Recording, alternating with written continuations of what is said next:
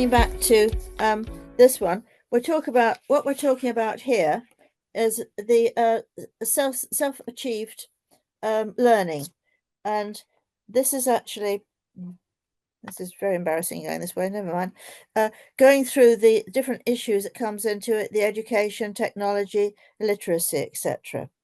Now, to go with this one, the United Nations Educational, Scientific and Cultural Organization was said this is a basic human rights to actually have literacy, and by having basically the good education that can lead to empowerments, own health, etc. So that's all the sort of the positive things that we want to do. Now, one of the key aims that they've got is quality education, and you're looking to promote particularly lifelong learning opportunities. Now, this was being picked up earlier when we talked about the different age groups. Now, when we're talking about this from survey results, when you compare, blue is good, and when you're coming into the darker, the red, etc., things are not good. And when we're talking about the youngsters, not bad, apart from certain areas in Africa where we have not such good literacy, but when you come into the 65 plus, that situation is definitely not so great. So this is one of the things that actually needs to be addressed. Now, there's been various surveys on these, and this one of adult competencies, etc. And again, we've got the references here. The slides will be made available afterwards. And again, a survey of adult skills. Again, picking up the issues that we all wanted to pick up earlier, which was coming from these statistics particularly, that some rather horrifying statistics, particularly about the USA. It's a top line there. 21% of adults in the USA are illiterate in 2024. I mean, I find that absolutely stunning. Then when you're coming on to the lower levels, again, it's lower, obviously, with the people born outside the USA, because maybe they've got problems with language and everything else, hadn't had that earlier access to the education. But still, these figures are bad. And then we tied in, as Linda was saying, very much about the class and the financial value. Now, when you compare Massachusetts, what I would call a wealthy state, compared with New Mexico, against your highest and your lowest child literacy rates. So it does tie in very much, unfortunately.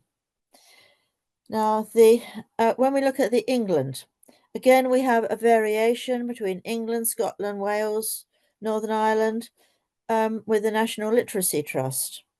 But again, one thing I would be very interested to have seen was, if it had been available, a breakdown in the parts of England, because whether in fact the situation was rather worse in the north of England rather than the south.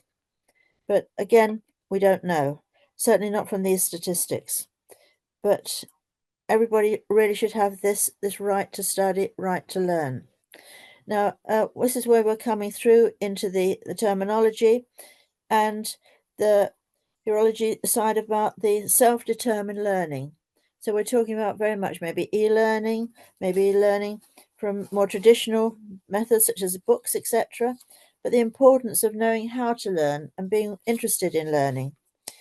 So Ellie then went on to go back into the concepts of Socrates, coming back from her some Greek connections, where teachers asking continually probing questions, exploring the underlying beliefs that shape the students' beliefs and value systems. And then she actually, I'm afraid I can't actually manage to say the actual Greek part of it.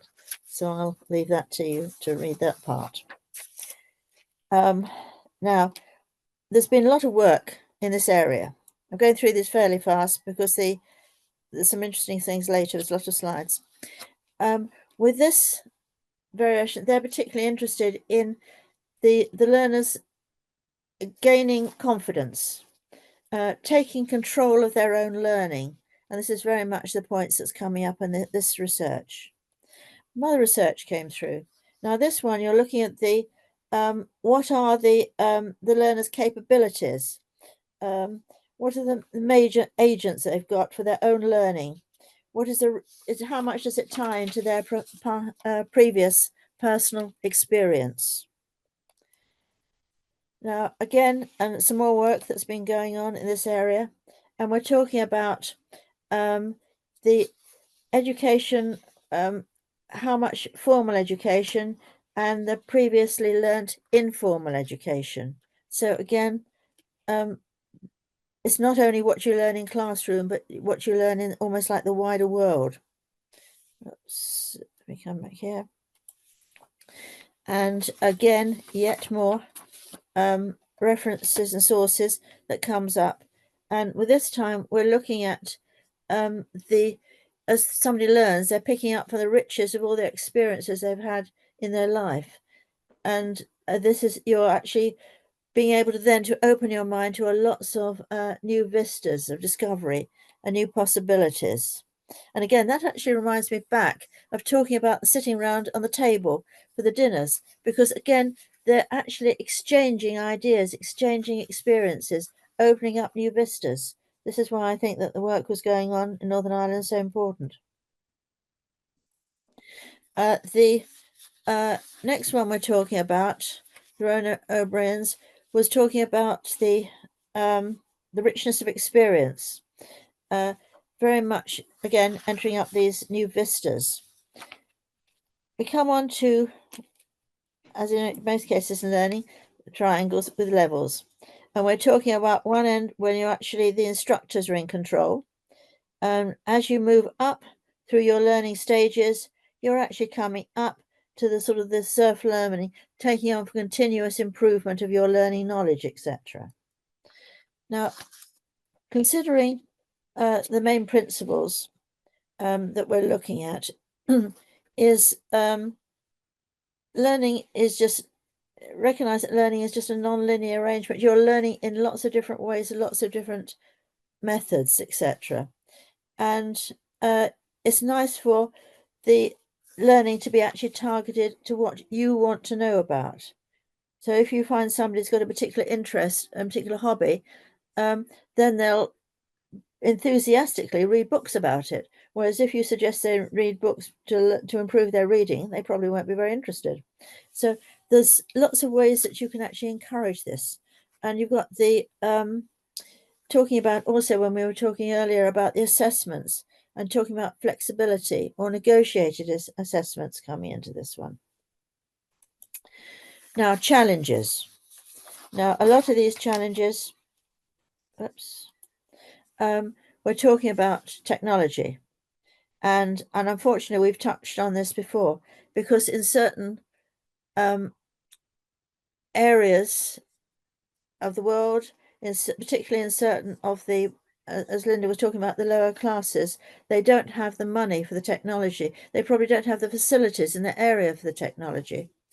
And when you're talking about this economic, it's not only do you have the technology, but say in this country, could you afford the appropriate licenses, the cost of the power to actually run your computers, etc.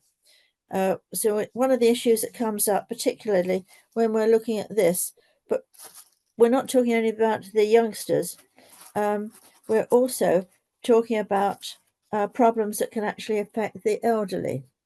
So the youngsters have been brought up into as digital literacy. They've been brought up with computers, but people from a sort of older generation to retirement, etc., this is a different world to the ones that they were brought up, their schooling, etc. And one of the things that now is so important is the third age universities, which provide basically free training, etc., in groups where somebody within the group actually provides it, again targeted at the elderly. And this is actually important. Now, moving on to the barriers we've talked about. The some of the barriers that you've got were language. Yes. And this has been brought up before when we've talked about refugees, immigrants, etc. Somebody that maybe the children in the families are the only ones that really speak and can read English successfully. So they actually are acting as the language translators to their parents and their grandparents. Now, this is a problem for the older members of the family to actually be able to learn unless things are provided in their own language. And some work's been going on in this in the Bath area to actually provide a lot of basic information on computers in a selection of languages for people that live in that particular area. You're also looking at, we talked about resources and very much the distressed urban areas. Alternatively, you've also got problems, those that live in remote areas, in which case they can't get the network connections. So it might not be money, it might not be the issue, but it might actually be there just isn't the access to the internet in those areas. When we talk about the illiteracy and digital illiteracy, well, we talked about here affordability, yes, accessibility to technology, i.e., do you have it? Can you actually, if you have it, can you actually access it? Can you access the web, etc.? Disadvantaged groups. Now, one of the BCS groups are the Digital Divide Specialist Group, and they are particularly concerned with the different groups that have problems with the digital access, etc. Gender, yes. Sort of age, particularly with the elderly. You've got those with language, the cultural, the social class. And we talked about the difference between rural, remote places. You haven't got the access, employment status. In other words, people that are unemployed, those that are the homeless. Again, they're very much disadvantaged groups.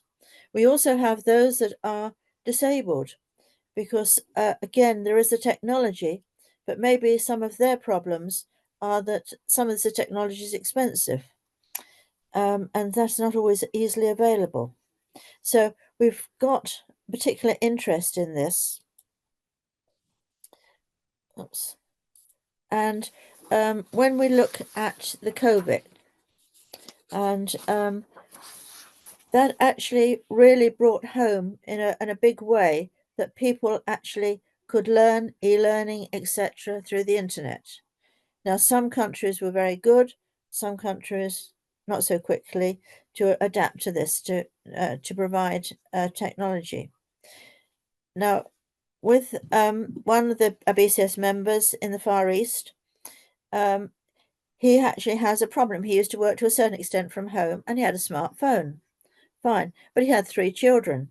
Their only internet connection was on this one single smartphone that he was using for his work, and 3 children in different ages were actually trying to access the material that was being sent out centrally by the country for them to follow. So there was this conflict that the technology wasn't sufficient for them to use it. Another of our BCS members came back and from Africa, and in basically the towns, this was okay, and the students were able to access some information. But in the rural, another one of our members in the rural community, she was having to print things out and actually go around and deliver it because she was the only one with the internet access. So you've got a lot of problems, unfortunately, that comes through different countries, different problems. So we're talking about the dimensions of exclusion. Well, there's the social ones, the accessibility. Now, the accessibility for your physical ability to access, for the disabled, etc. As a matter of we have sort of presentations that was from totally blind computer programmers. Very good, but they couldn't get jobs because employers weren't prepared to take somebody that's blind. So a lot of them that are blind were actually working as independents, and their employers were never aware that they were blind.